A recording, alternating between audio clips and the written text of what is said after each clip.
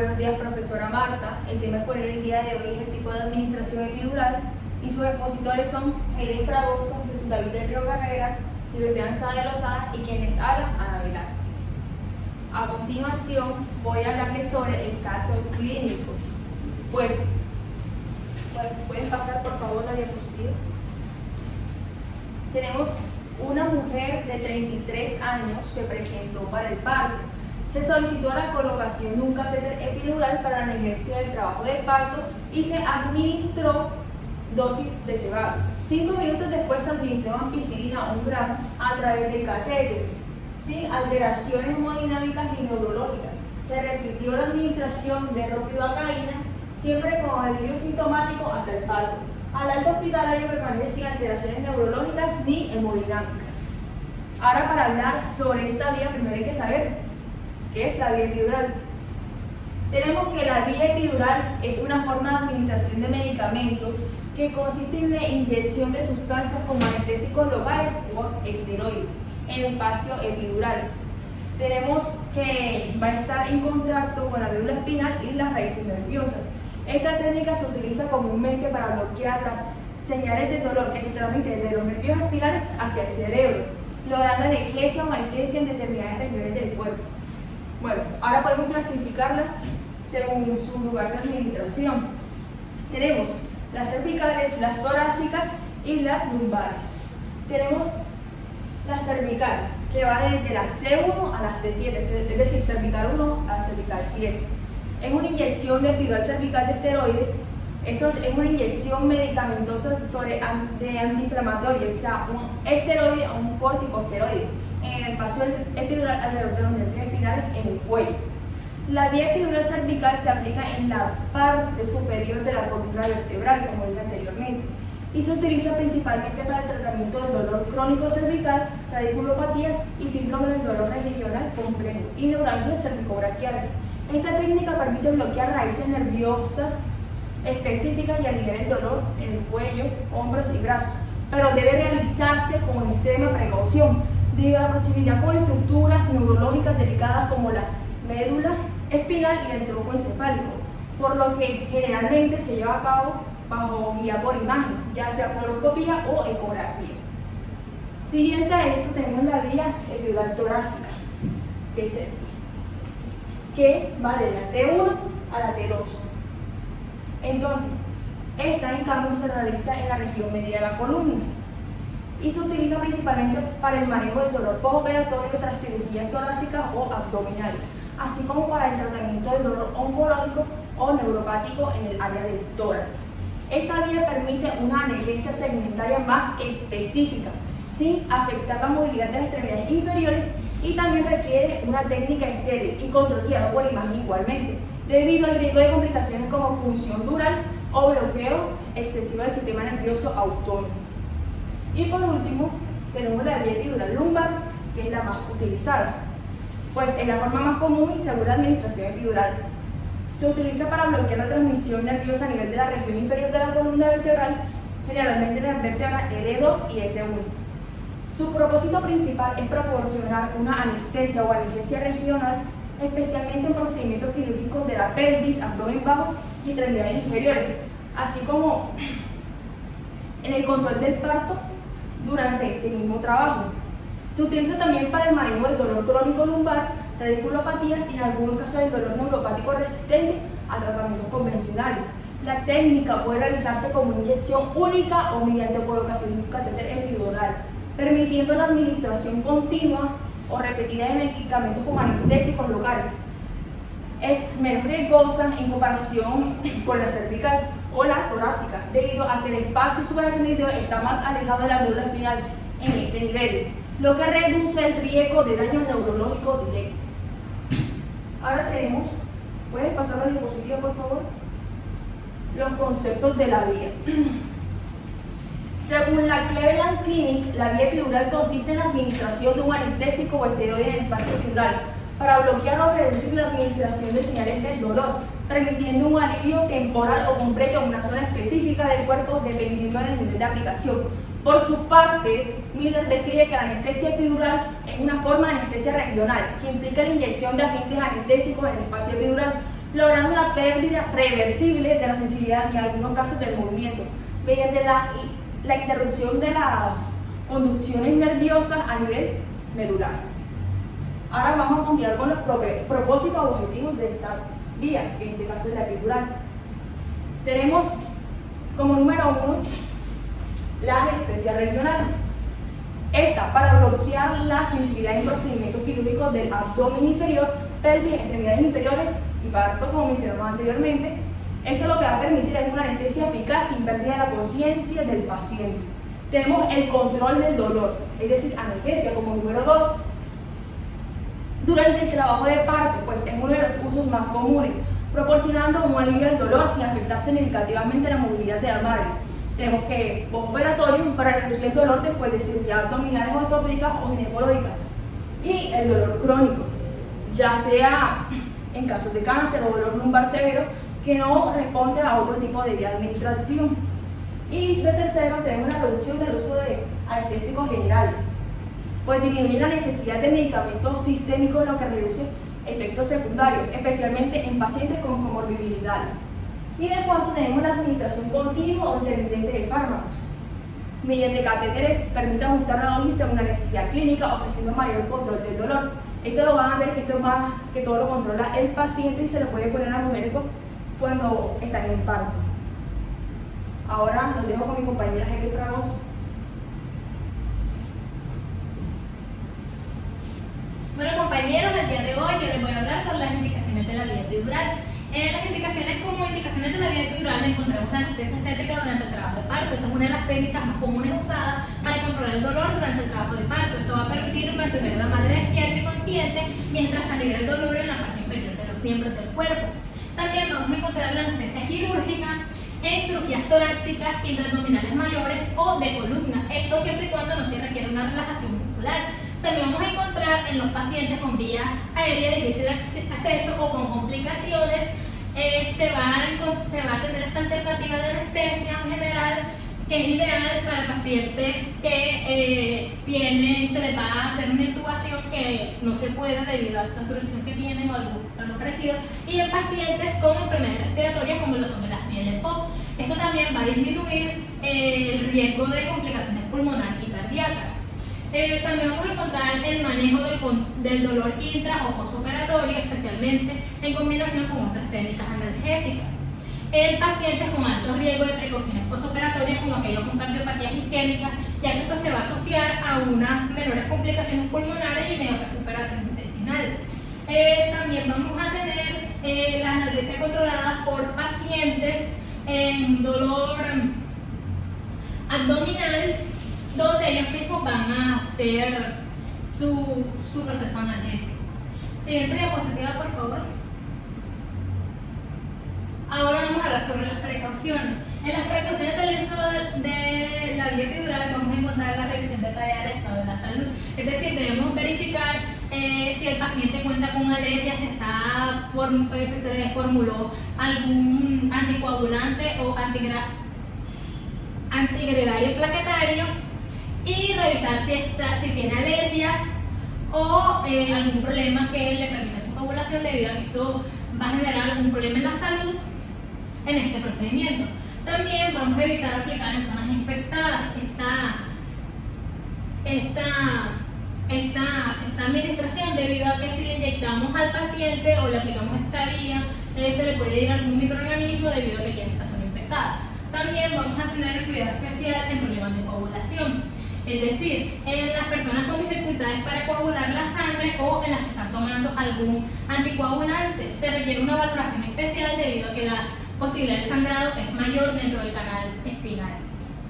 Vamos a encontrar también el control constante de los signos vitales. Es muy importante estarle chequeando al paciente los signos vitales durante y después de este procedimiento, para vigilar su presión arterial y otros signos, debido a que esto puede tener una caída significativa de la presión y pues ya sabemos como consecuencia de eso que puede pasar. Y también es muy importante que estemos observando continuamente al paciente durante y después del procedimiento. Siguiente, por favor. Bueno, las contraindicaciones de la vía epidural. Pues debemos tener en cuenta que la vía epidural es una vía que se puede usar en la mayoría de los pacientes. Sin embargo, esta está contraindicada en algunos casos y estas se dividen en dos, en contraindicaciones absolutas y contraindicaciones relativas. Entre las absolutas encontramos que el paciente rechace esta vía, que haya infección en el sitio de la punción, un aumento de la presión intracraneal y lesiones traumáticas de la médula espinal. Y las contraindicaciones. Siguiente diapositiva, por favor.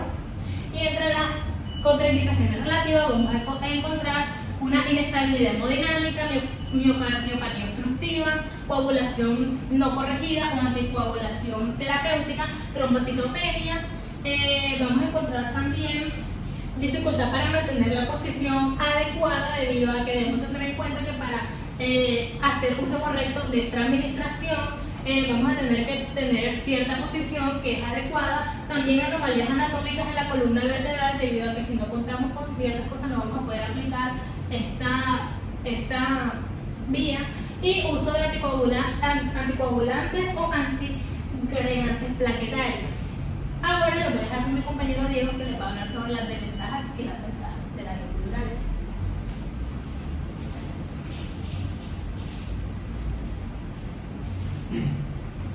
Bueno, pues dándole continuidad al contenido en el cual estamos trabajando, pues ahora me corresponde comentarles sobre las ventajas y las desventajas que tiene la vía epidural, ya que como cada vía va a tener sus puntos fuertes y sus puntos negativos. Para comenzar, las ventajas tenemos que van a ser durante el parto, en cirugías y para el dolor crónico.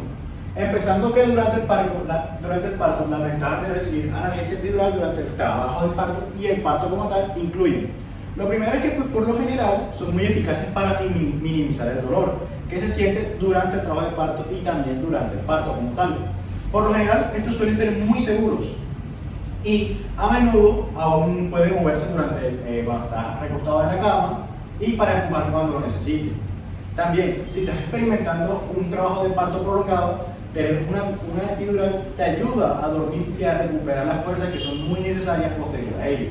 Además, si vas a tener un parto por cesárea, puedes permanecer despierto durante el parto y tu pareja también puede estar presente durante ese proceso. Y por lo general puedes recibir una epidural en cualquier momento durante el trabajo de parto. Cuando hablamos ya sobre las ventajas a nivel de cirugía, es posible que experimentes menos náuseas y vómitos que con una anestesia a nivel general. También tendrás una recuperación mucho más rápida después de la cirugía que con una anestesia general. Y también es posible que tengas un menor riesgo de desarrollar un coágulo de sangre en una de las venas de las piernas, o sea, una trombosis venosa profunda, que si tuviera una anestesia general. Por último, tenemos las ventajas a nivel del dolor crónico en cuanto a inyecciones de esteroides. Esto lo que va a hacer es que es probable que experimentes un alivio temporal a largo plazo del dolor. También es probable que tengas una mejor calidad de vida, una mejor capacidad para realizar actividades diarias, actividades cotidianas como el hacer ejercicio, estiramiento, cosas como cocinar, bañarse y demás, sin las restricciones que antes causaba el dolor, sin asistencia médica o de algún compañero para esos cuidados paliativos. También las inyecciones epidurales de esteroides pueden ayudar a confirmar el origen del dolor, ya que este puede ser un problema en personas que tienen como menos posibilidad en la causa del dolor de detectarse. Bueno, también las inyecciones epidurales de esteroides pueden reducir la necesidad de procedimientos más invasivos para el tratamiento del dolor, lo cual ayuda mucho y favorecería mucho al paciente. Ya también hablando de los puntos negativos que también tienen, vamos a hablar a nivel general durante el parto y con esteroides. El primero que tenemos es que las epidurales suelen ser seguras, pero existen ciertos riesgos de ventajas y efectos secundarios y colaterales junto con infinidad de complicaciones. Aunque la verdad son muy poco frecuentes, igual existe la posibilidad de padecerlas y se han visto casos, ya que los riesgos de complicaciones que se aplican a todos los tipos de procedimientos epidurales incluyen los siguientes. El primero que tiene es que si se tiene la presión arterial baja, puede hacer que exista cierta sensación de mareo. Vas a experimentar mareo, dolor de cabeza intenso que puede ser causado por la pérdida de líquido cefalorraquídeo. Y estos efectos secundarios se van a presentar a la población con un índice de menos del 1%, lo cual es poco frecuente, pero igual se puede dar los casos y se han presentado. También la posibilidad de contraer una infección por el procedimiento epidural, como un exceso epidural, discitis, osteomielitis o meningitis. También es poco frecuente, ya que esto se debe a falta de saneamiento, también de cuidado de parte del personal de salud y equipo médico. También puede tener una reacción negativa a los medicamentos como sofocos o sarpullidos. También se puede experimentar sangrado si un vaso sanguíneo se daña accidentalmente durante la inyección, lo que podría causar la formación de un hematoma o un coágulo de sangre. Tener un daño en los nervios a nivel del sitio de la inyección, pérdida temporal del control de la vejiga y del nivel intestinal, y es posible que necesite uno local de presión, un tubo pequeño para asistir al momento de la orina, para ayudar a orinar. Ya cuando hablamos de las desventajas en el trabajo de parto, tenemos que haber una pérdida de la sensibilidad de las piernas que puede durar durante ciertas horas en cuanto al trabajo de parto, y también es posible que no se pueda pujar bien correctamente y que necesite ayuda para dar luz, ya que es posible que uno de los proveedores necesite una forceps o una ventosa para ayudar a dar luz a su bebé. También el bebé necesitará ser monitoreado constantemente cerca y durante el trabajo de parto. Por último, tenemos los riesgos en cuanto a los esteroides, como por ejemplo va a aumentar el dolor a nivel temporal, y si su proveedor utiliza la fluoroscopia o la tomografía computarizada, pues también para obtener la orientación por imagen también hay una posibilidad mínima de exponerse a la radiación de bajo nivel debido a los rayos X.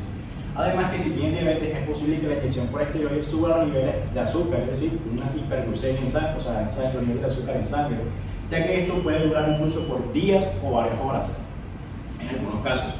Siguiente lámina, por favor. Ya cuando hablamos de la anatomía macroscópica, primero tenemos que tener en cuenta que la columna vertebral es el eje central del cuerpo humano y por lo general se compone de 33 vértebras. Esto va a resaltar la naturaleza segmentaria de que los organismos vertebrados pues dependen de esto y se van a dividir de la siguiente manera. Primero tenemos las cervicales, que son 7 vértebras, las cuales las dos primeras se denominan atlas, la cervical 1, la cervical 1 y axis, la cervical 2. Por consiguiente también tenemos torácicas, que son 12 vértebras, las cuales van a articularse con cierto par de costillas. La siguiente que tenemos son los lumbares, que son 5 vértebras, que estas tienen la característica de que son grandes, y esto es para poder soportar el peso del cuerpo humano. También tenemos las sacras, que son 5 vértebras fusionadas para la estabilidad y la transferencia del peso del tronco a los miembros inferiores, que esté distribuido correctamente y a un equilibrio en el control del peso humano. También tenemos las costillas, que son 4 vértebras, aunque el número ciertamente puede variar en cada persona. La vía epidural involucra la punción de la membrana que recubre la médula espinal, la cual la vamos a conocer en medicina como la dura madre, que es para poder acceder al espacio epidural, que es un espacio potencial que se encuentra entre las vértebras y la dura madre.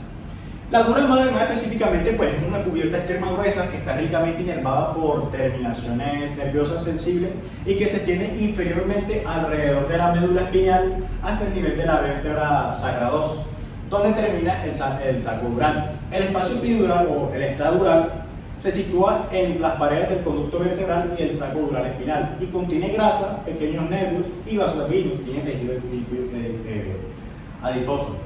Recordemos que el anestésico epidural infiltra el saco dural y alcanza las raíces nerviosas y suele administrarse en los mismos niveles que la punción lumbar. Bueno, cuando ya hablamos de la irrigación a nivel arterial, tenemos que las arterias de la médula espinal son varias. Las principales son la espinal anterior y la espinal posterior. La anterior, que es una sola única arteria, y la posterior, que se divide en dos. Y ambas se originan de las arterias vertebrales. También aquí hay algo importante y es que hay una zona vulnerable, ya que la arteria espinal anterior es delgada a nivel torácico médico y es una zona con irrigación colateral limitada. Lo siguiente que tenemos arterias que se podemos encontrar, aparte de las principales, son las cementarias, que surgen de ramas arteriales cervicales ilíacas. Estas van a originarse, bueno, también tenemos la arteria de Adam-Quips, que es una de las arterias cementarias más grandes, generalmente unilateral y del lado izquierdo. Estas se originan entre la torácica 8 y la lumbar 1 desde la aorta.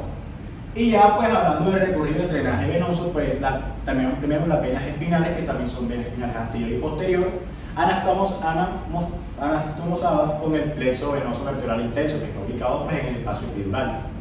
Las vías de drenaje se llaman las venas de Ascigos, los hemiascigos, las ilíacas internas, el plexo venoso vertebral interno y consta de 2 vasos longitudinales anteriores y 2 posteriores. Bueno, siguiente diapositiva. Cuando nos referimos en cuanto a la ruta o proceso de absorción, esto va a ser un proceso. El primer proceso es la inyección en el espacio epidural, ya que el fármaco, generalmente un anestésico local o analgésico, se administra en el espacio epidural, que está cubierto entre el ligamento amarillento y la dura madre espinal. El siguiente que tenemos es la difusión hacia estructuras nerviosas. ya que el medicamento difunde a través de las vainas de las raíces nerviosas espinales. Llega a los nervios espinales bloqueando la transmisión de señales nerviosas como el dolor y la sensibilidad. Estas son estas señales nerviosas. Por tercero, tenemos la absorción en vasos sanguíneos epidurales. Esto es que parte del fármaco es absorbido hacia el plexo venoso vertebral interno, como dije anteriormente, que es una red densa de vasos sanguíneos dentro del espacio epidural. Desde ahí puede pasar a la circulación sistémica. Y por último, tenemos la difusión limitada hacia el espacio suprarraquideo. Esto ya que es en pequeñas cantidades, ya que el fármaco puede atravesar la dura madre y alcanzar el líquido cefalorraquídeo, reforzando así el efecto de la médula espinal. Ahora, pues, muchas gracias. Procederé a que mi compañero Jesús del Río continúe con el material presentado.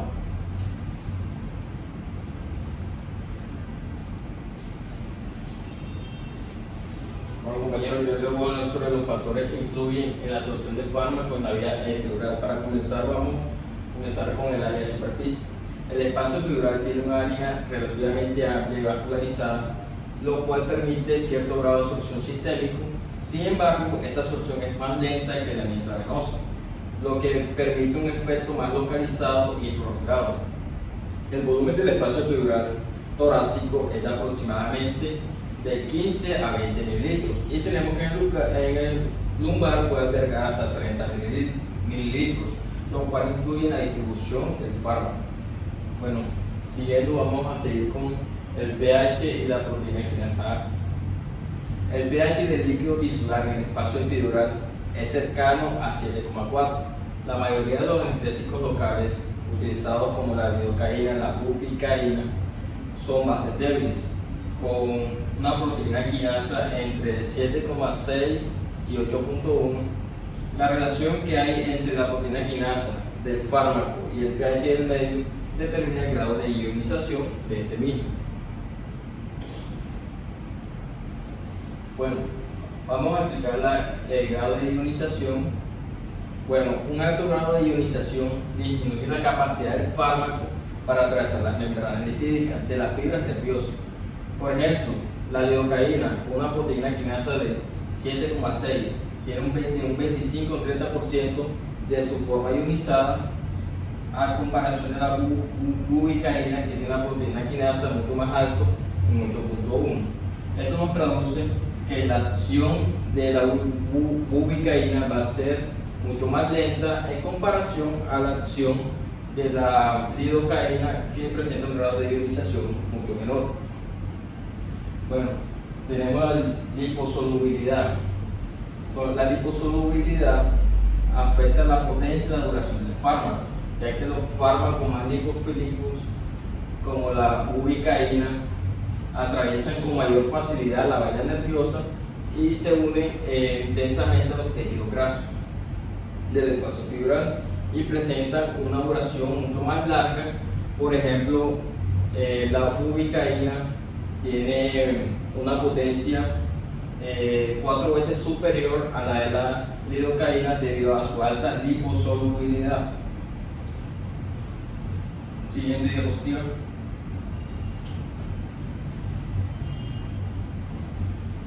Bueno, vamos a hablar del peso molecular.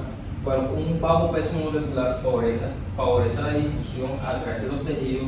Sin embargo, los anestésicos locales como la bupicaína presentan un peso molecular de 285 milimol y la lidocaína presenta un peso molecular de 234 gramos sobre mol. Tienen tamaños lo suficientemente pequeños para difundirse a través del tejido epidural.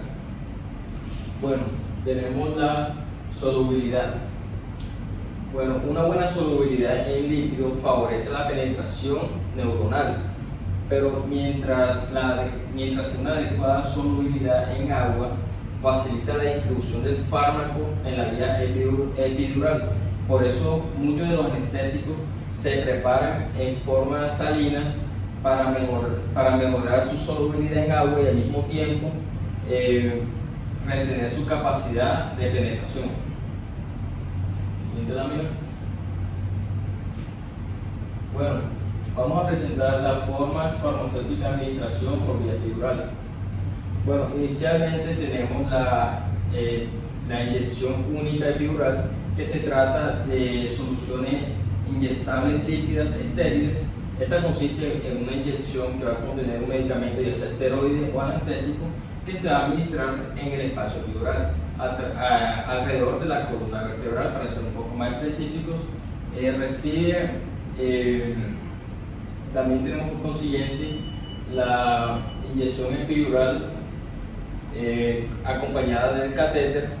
Esta diferencia de la vía epidural con inyección única, vamos a encontrar que viene acompañada de un catéter, el cual es un tubo flexible que se inserta en una abertura de cualquier cavidad corporal, pero exactamente en este caso, acompañando a la vía epidural, se va a insertar en la columna vertebral.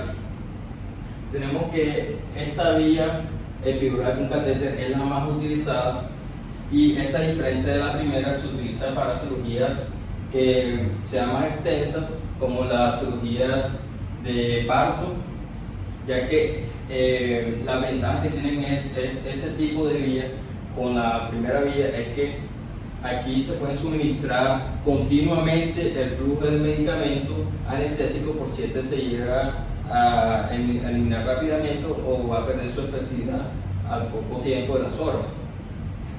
¿Sí queda bien? Bueno, por último vamos a hablar de la vía epidural con analgesia. Esta consiste en una bomba que administra la analgesia según la necesidad que presenta el paciente. Esta bomba consiste en que ya el médico, o sea, el anestesiólogo, que es el que realiza o el que maneja estas vías epidurales, es el encargado de administrar y de calcular con exactitud la dosis que necesita el paciente dependiendo de su edad y su peso, lo cual esta bomba consiste en que el paciente, por medio de un botón, al momento de presionarlo, va a recibir el medicamento por el mismo anestésico, dependiendo de su necesidad y el dolor que presente. Pero ¿qué pasa? Que aquí en esta vía no es cuando el paciente decida, sino que ya se tiene una hora estimada para que el paciente lo haga. Entonces, esta es la diferencia entre estas tres vías. Muchísimas gracias.